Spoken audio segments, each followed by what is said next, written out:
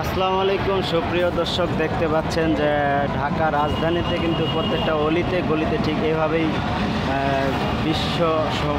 জাতীয় সমাবেশ কিন্তু শেষ করে জামাত ইসলামের যে দলের নেতাকর্মীরা আছে সেই নেতাকর্মীরা কিন্তু আবার নিজ গন্তব্যে কিন্তু ফিরে যাচ্ছে। দেখতেই পাচ্ছেন যে কী পরিমাণের মানুষ এবং নেতাকর্মী একত্র হয়েছিল। এই রাস্তার অবস্থা না দেখলে আসলে বুঝবেনই না।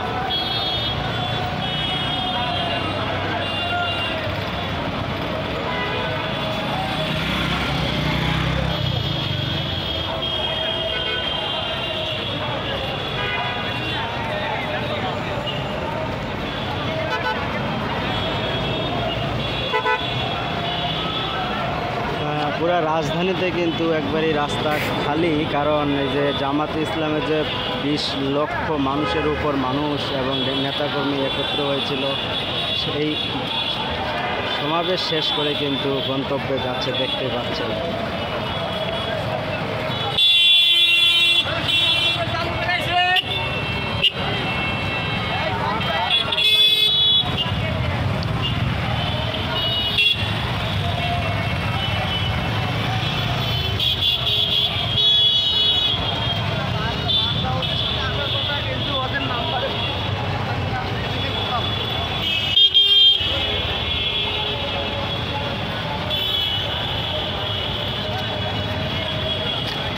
নিজ নিজ দায়িত্বে এবং নিজ নিজ খাবার নিজের টাকা খরচ করে কিন্তু অনেকেই এসেছে, আমরা সেটাও শুনেছি। যেখানে এত বড় মিছিল বা এত বড় সমাবেশ করতে গেলে অনেকেই টাকা দিয়ে আনতে হয়। আসলে জামাতে ইসলামকে ভালোবেসে কিন্তু লক্ষ লক্ষ মানুষের ঢল ঢাকা রাজধানীতে দেখতেই পাচ্ছেন সুপ্রিয় দর্শক।